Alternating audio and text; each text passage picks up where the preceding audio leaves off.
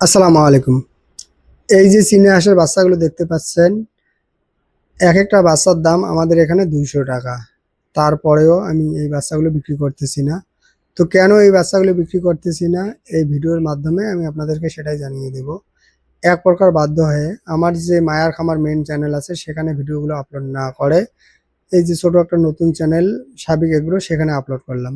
কেননা এই চ্যানেলে যদি আপলোড করি তাহলে কিন্তু খুব একটা মানুষ এই ভিডিওটা দেখবে না। এর পাশাপাশি কিন্তু খুব একটা মানুষ বাচ্চাগুলো নেওয়ার জন্য যোগাযোগ করবে না। মানে এত পরিমাণে এই বাচ্চাগুলোর চাহিদা সেটা হয়তো বলে আপনাদেরকে বোঝাতে পারবো না। প্রতিনিয়ত চীনে হাঁসের বাচ্চা নেওয়ার জন্য আমার সঙ্গে অনেকে যোগাযোগ করে থাকেন। এক প্রকার বাধ্য হয়ে আমার যে মেইন চ্যানেল মায়ার খামার আছে সেখানে প্রায় ভিডিও আপলোড করা বন্ধ করে দিয়েছি। কেননা সেখানে ভিডিও আপলোড করার সঙ্গে অনেকে এই বাচ্চাগুলো নেওয়ার জন্য বিভিন্নভাবে আমার সঙ্গে যোগাযোগ করে। মেসেঞ্জারে কলের মাধ্যমে। অনেক সময় অনেকে ফোনের উপর ফোন করতে থাকে, মেসেজের উপর মেসেজ করতে থাকে। যতক্ষণ পর্যন্ত না বাচ্চা দেবো ততক্ষণ পর্যন্ত ফোন বা মেসেজ করতে থাকে। মূলত এইজন্য মেইন চ্যানেলে ভিডিও আপাতত দেওয়া বন্ধ করে দিয়েছি। একদিনের বাচ্চা ৳২০০ বিক্রি করি। এরপরও অনেকে এই বাচ্চা নেওয়ার জন্য বিভিন্ন জায়গা থেকে বিভিন্নভাবে আমার সঙ্গে যোগাযোগ করে। তবে এই একদিনের বাচ্চা যে ৳২০০ বিক্রি করি, আমার এই ঠিকানা হচ্ছে পশ্চিমবঙ্গের কুচবিহার ডিস্ট্রিক্ট। আমাদের এখানে বর্তমানে এই একদিনের চীনে হাঁসের বাচ্চার দাম ৳২০০। তবে আমি ব্রুডিং কমপ্লিট করে ১৫ দিনের বাচ্চা ৳২০০ বিক্রি করি। অনেকে আবার আমার এই ভিডিওগুলো বাংলাদেশ থেকে দেখে থাকেন। তবে সেখানে চীনে হাঁসের বাচ্চার দাম কি আছে না আছে হয়তো তারা ভালো জানেন। আমাদের এখানে যেহেতু এটার প্রচলন খুবই কম, ২-৪ জন হয়তো শখের বশে এগুলো পালন করে। এর জন্য এর চাহিদা অনেক বেশি। তাই কেউ ভিডিও দেখে আমাদের এখানে এটার দাম এত কম বা এত বেশি এটা বলবেন না। কেননা আমি ভিডিওর মাধ্যমে আপনাদেরকে বললাম যে এটা আমাদের এখানে নতুন। তো এটার খুব যেহেতু প্রচলন নাই, তো এইজন্য এটার দাম একটু বেশি হয়ে থাকে। তবে কেউ যদি চীনে হাঁস পালন করে, চীনে হাঁস থেকে লাভ করতে চান, তো সেক্ষেত্রে কোন বিষয়গুলো আগে জানা দরকার সেটা একটু বলতেছি। না হলে কিন্তু পরবর্তীতে সমস্যায় পড়তে পারেন।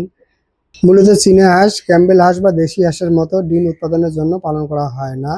এগুলো পালন করা হয় মূলত এই হাঁস থেকে বাচ্চা উৎপাদন বা বাচ্চাগুলো বড় করে পরবর্তীতে সেগুলো বিক্রি করা, এই উদ্দেশ্যে মূলত পালন করা হয়।